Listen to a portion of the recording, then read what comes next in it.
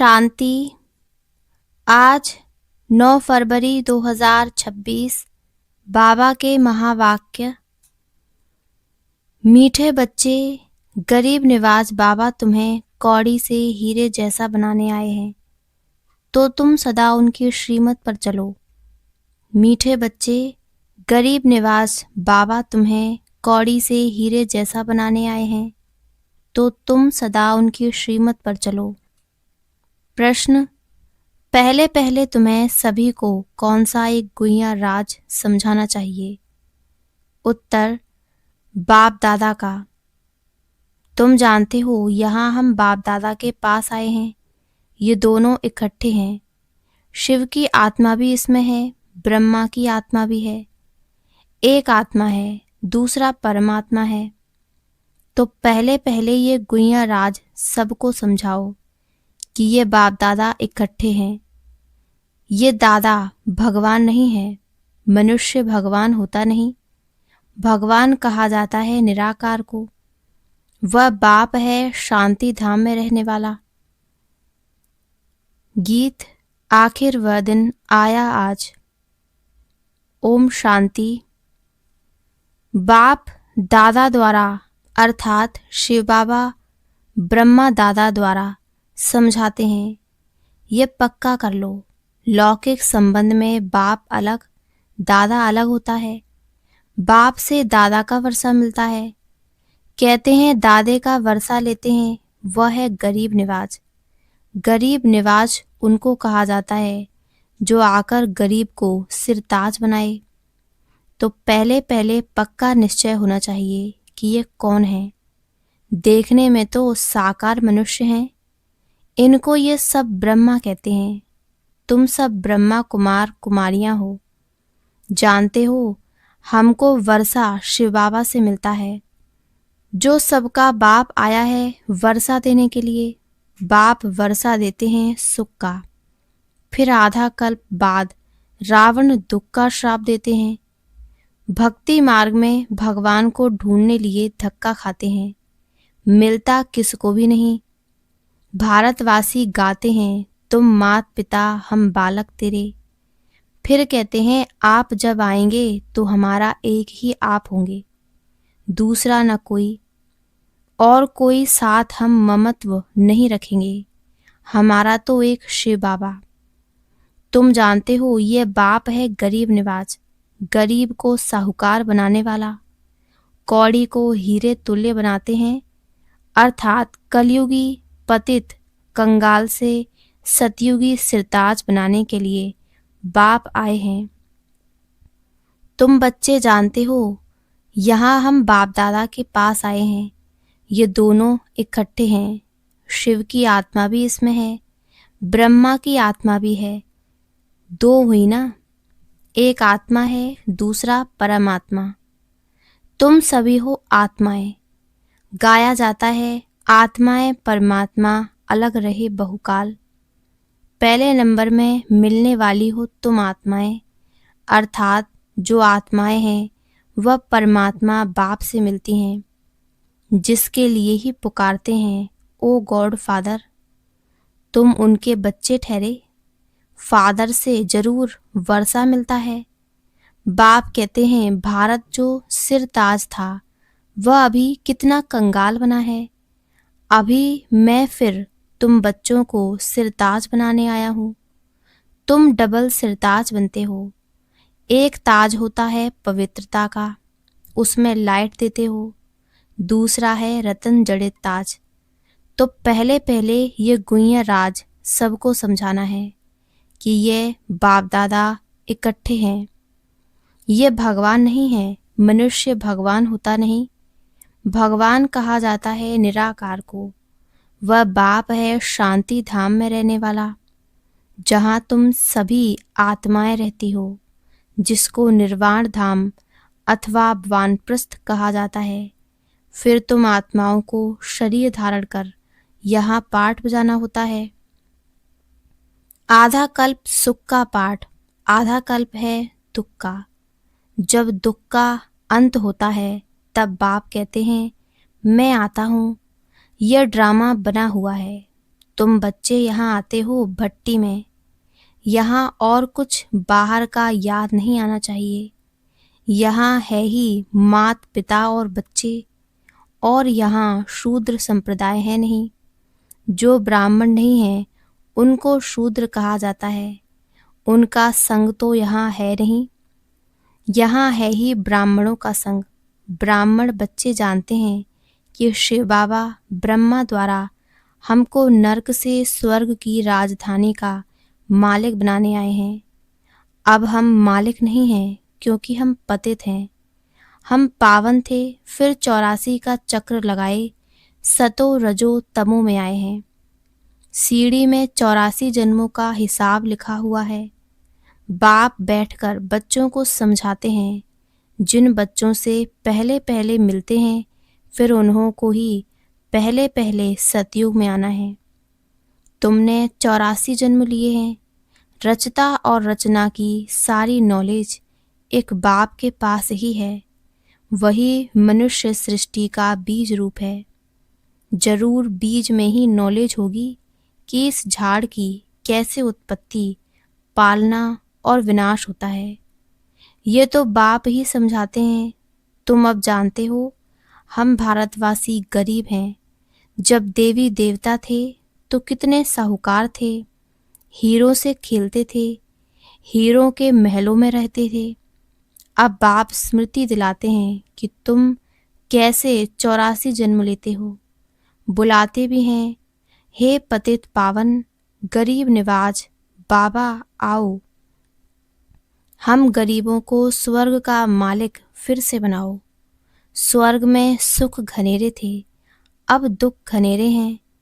बच्चे जानते हैं इस समय सब पूरे पतित बन पड़े हैं। अभी कलयुग का अंत है, फिर सतयुग चाहिए। पहले भारत में एक आदि सनातन देवी देवता धर्म था, अब वह प्राय लोप हो गया है और सब अपने को हिंदू कहलाते हैं।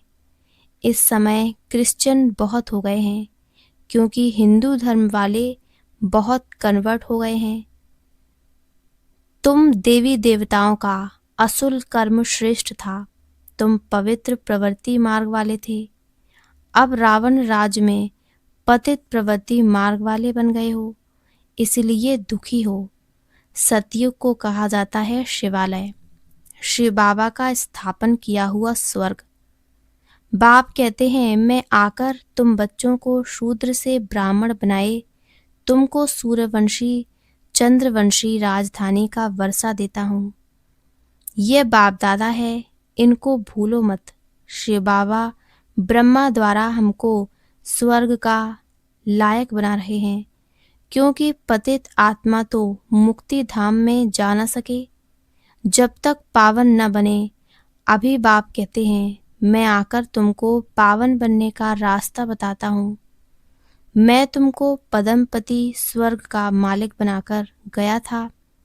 बरोबर तुमको स्मृति आई है कि हम स्वर्ग के मालिक थे।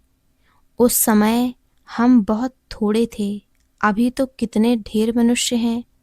सतयुग में 9 लाख होते हैं।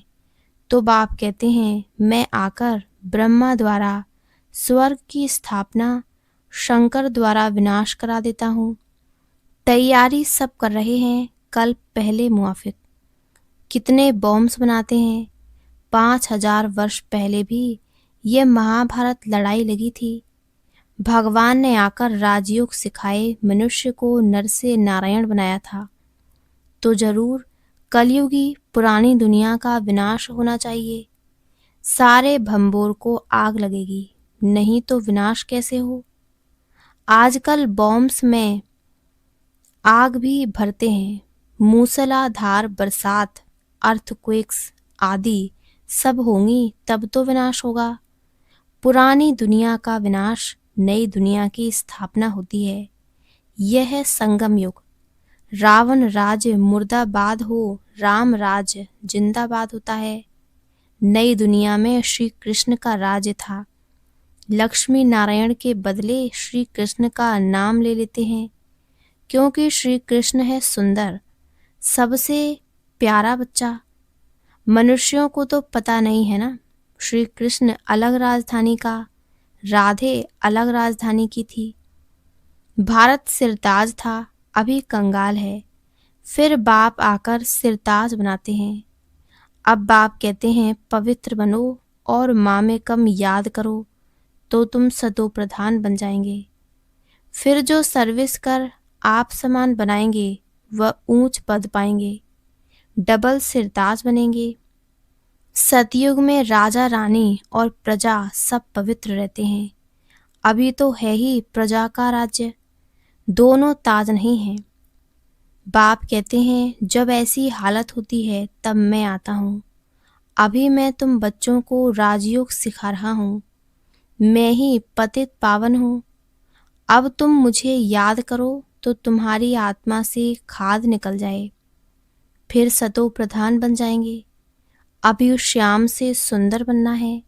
सोने में खाद पड़ने से काला हो जाता है, तो अब खाद को निकालना है। बेहद का बाप कहते हैं तुम काम चिता पर बैठ काले बन गए हो। अब ज्ञान चिता पर बैठो और सबसे ममत्व मिटा दो। तुम आशिक हो मुझे एक माशूक के। भगत सब भगवान को याद करते हैं। सतयुग त्रेता में भक्ति होती नहीं, वहां तो है ज्ञान की प्रालब्ध।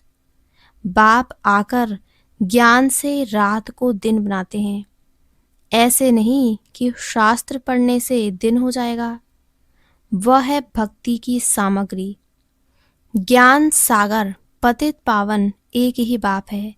वह आकर सृष्टि चक्र का ज्ञान बच्चों को समझाते हैं और योग सिखाते हैं। ईश्वर के साथ योग लगाने वाले योग योगेश्वर और फिर बनते हैं राज राजेश्वर, राज राजेश्वरी। तुम ईश्वर द्वारा राजाओं का राजा बनते हो। जो पावन राजाएं थे फिर वही पतित बनते हैं। आपे ही पूज्य फिर आपे ही पुजारी बन जाते हैं। अब जितना हो सके याद की यात्रा में रहना है। जैसे आशिक माशूक को याद करते हैं ना, जैसे कन्या की सगाई होने से फिर एक दो को याद करते रहते हैं। अभी ये जो माशूक है उनके तो बहुत आशिक हैं भक्ति मार्ग में। सब दुख में बाप को याद करते हैं। हे भगवान दुख हरो सुख दो।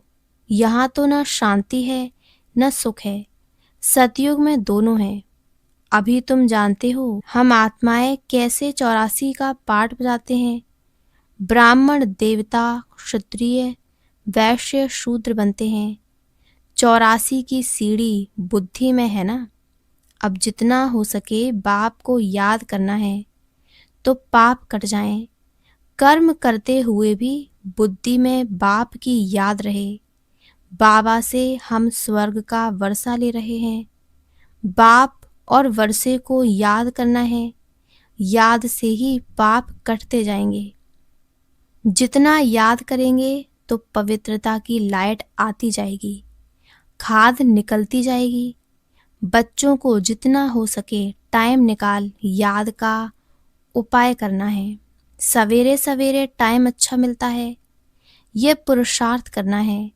भल गृहस्थ व्यवहार में रहो, बच्चों की संभाल आदि करो, परंतु ये अंतिम जन्म पवित्र बनो। काम चिता पर नहीं चढ़ो।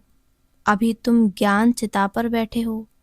ये पढ़ाई बहुत ऊंची है, इसमें सोने का बर्तन चाहिए। तुम बाप को याद करने से सोने का बर्तन बनते हो। याद भूलने से फिर लोहे का बर्तन बन जाते हो। बाप को याद करने से स्वर्ग के मालिक बनेंगे। ये तो बहुत सहज है। इसमें पवित्रता मुख्य है। याद से ही पवित्र बनेंगे और सृष्टि चक्र को याद करने से स्वर्ग का मालिक बनेंगे। तुम्हें घर बार नहीं छोड़ना है, गृहस्थ व्यवहार में भी रहना है। बाप कहते हैं 63 जन्म तुम पते दुनिया में रहे हो। अब शिवालय अमर लोक में चलने के लिए तुम ये एक जन्म पवित्र रहे तो क्या हुआ, बहुत कमाई हो जाएगी। 5 विकारों पर जीत पानी है तभी जगत जीत बनेंगे, नहीं तो पद पा नहीं सकेंगे। बाप कहते हैं मरना तो सबको है, यह अंतिम जन्म है, फिर तुम जाए नई दुनिया में राज्य करेंगे। हीरे जवाहरातों की खानियां भरपूर हो जाएंगी, वहां तुम हीरे जवाहरातों से खेलते रहेंगे। तो ऐसे बाप के बनकर उनकी मत पर भी चलना चाहिए ना। श्रीमत से ही तुम श्रेष्ठ बनेंगे, रावण की मत से तुम भ्रष्टाचारी बने हो। अब बाप की श्रीमत पर चल तमो प्रधान से सतो प्रधान बनना है। बाप को याद करना है और कोई तकलीफ बाप नहीं देते हैं। भक्ति मार्ग में तो तुमने बहुत धक्के खाए हैं, अब सिर्फ बाप को याद करो और सृष्टि चक्र को याद करो। सुदर्शन चक्रधारी बनो तो तुम 21 जन्मों के लिए चक्रवर्ती राजा बन जाएंगे। अनेक बार तुमने राज्य लिया है और गंवाया है। आधा कल्प है सुख, आधा कल्प है दुख। बाप कहते हैं मैं कल्प कल्प संगम पर आता हूँ, तुमको सुखधाम का मालिक बनाता हूँ। अभी तुमको स्मृति आई है हम कैसे चक्र लगाते हैं, यह चक्र बुद्धि में रखना है। बाप है ज्ञान का सागर, तुम यहाँ बेहद के बाप के सामने बैठे हो। ऊंचते ऊंच भगवान प्रजापिता ब्रह्मा द्वारा तुमको वर्षा देते हैं। तो अब विनाश होने के पहले बाप को याद करो, पवित्र बनो। अच्छा मीठे मीठे सिकी लदे बच्चों प्रति माता पिता बाप दादा का याद प्यार और गुड मॉर्निंग। रूहानी बाप की रूहानी बच्चों को नमस्ते। धारणा के लिए मुख्य सार। पहला, निरंतर बाप की याद में रहने के लिए बुद्धि को सोने का बर्तन बनाना है। कर्म करते भी बाप की याद रहे, याद से ही पवित्रता की लाइट आएगी। दूसरा, मुरली कभी मिस नहीं करनी है। ड्रामा के राज को यथार्थ रीति समझना है। भट्टी में कुछ भी बाहर का याद ना आए। वरदान, आपस में एक दो की विशेषता देखने और वर्णन करने वाले श्रेष्ठता संपन्न होली हंस भव। आपस में एक दो की विशेषता देखने और वर्णन करने वाले श्रेष्ठता संपन्न होली हंस भव। संगम युग पर हर बच्चे को नॉलेज द्वारा कोई ना कोई विशेष गुण अवश्य प्राप्त है। इसलिए होली हंसपन हर एक की विशेषता को देखो और वर्णन करो। जिस समय किसी की कमजोरी देखते या सुनते हो तो समझना चाहिए कि ये कमजोरी इनकी नहीं मेरी है, क्योंकि हम सब एक ही बाप के, एक ही परिवार के, एक ही माला के मन के हैं। जैसे अपनी कमजोरी को प्रसिद्ध नहीं करना चाहते, ऐसे दूसरे की कमजोरी का भी वर्णन नहीं करो। होली हंस माना विशेषताओं को ग्रहण करना और कमजोरियों को मिटाना। स्लोगन, समय को बचाने वाले तीव्र पुरुषार्थी ही सदा विजयी हैं। अव्यक्त इशारे, एकता और विश्वास की विशेषता द्वारा सफलता संपन्न बनो। जैसे मणकों की विशेषता होती है, एक जैसे मणके माला के एक ही धागे में पिरोए जाते हैं, ऐसे आप सभी वैजयंती माला के मणके भी जब एक मत, एक ही लगन में एक रस स्थिति वाले एक दिखाई देंगे, तभी माला में पिरोए जाएंगे। अगर आपस में दो मतें होती हैं तो वह दूसरी अर्थात 16,000 की माला के दाने बन जाते हैं। अच्छा, ओम शांति, ओम शांति, ओम शांति।